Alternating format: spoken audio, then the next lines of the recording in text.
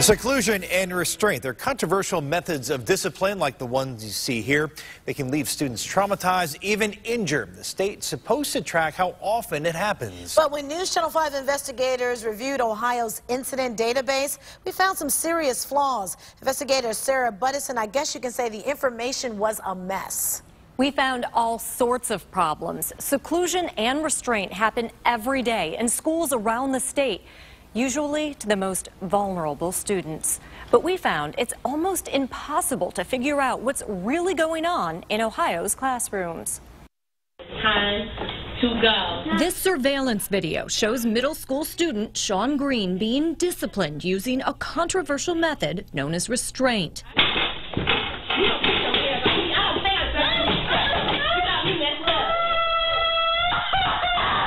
After his teacher grabs him by the throat and knocks him to the ground for refusing to log off a computer, Sean swings a chair at her. She pushes him across the room and up against a wall until two staff members rush in, force him to the floor, and hold him there for several minutes. It was a bar fight. It wasn't a proper restraint of a child acting out. Pick a card out of your hand. Sean's mother, Tammy, says the incident caused him to become withdrawn and fear going to school. Like any 14-year-old, he likes to joke and is often glued to his video games. But Sean is different. Level up. He has autism, suffers from anxiety and other behavioral disorders. He can't process what happened. Sean's just not the same. He never will be, ever. The experts see this as a failure. It's a treatment failure, it's a systems failure, it's a resource failure. Michael Kirkman is the head of Disability Rights Ohio and the father of a child with disabilities. He has fought for years to stop schools from using restraint like what happened to Sean, and the practice of seclusion, where a misbehaving child is locked alone inside a room like this specially built one. They should never be used. But both methods often are on children with disabilities. There's no disciplinary value to this at all. Ohio finally adopted a new rule in 2013. Schools can only use seclusion or restraint when there's a risk of physical harm to the student or others, and have to report every incident to the state so it can spot misuse. But when NewsChannel5 investigators reviewed Ohio's database, we found serious problems. 64 or 10% of Ohio's 614 school districts didn't send in any information, including Beechwood City Schools. Their superintendent told us it was an oversight. Even more troubling, hundreds of districts left answers blank or gave useless responses.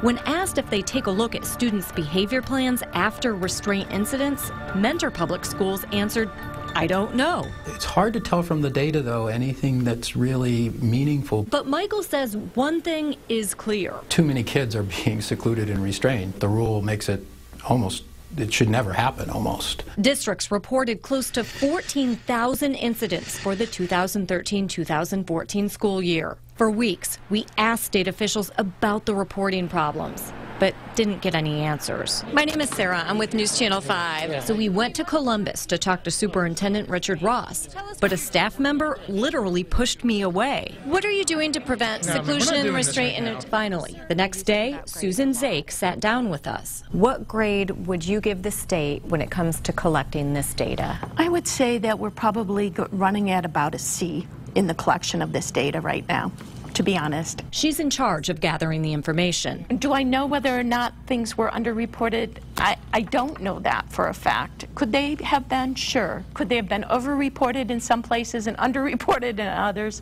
Possibly. You could conclude that the department doesn't care about those kids because they don't want to follow up on their own requirement. We care.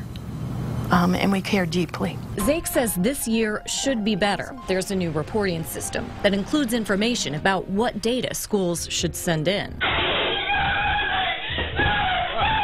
And what about education alternatives, where Sean went to school?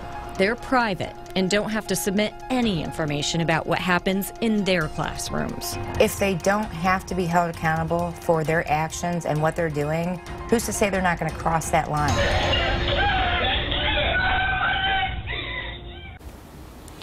Tammy has filed a lawsuit against Education Alternatives. Its CEO declined to comment for our story because of that lawsuit, but did tell us the teacher in the video you saw no longer works there. On your side, I'm investigator Sarah Buttison, News Channel 5.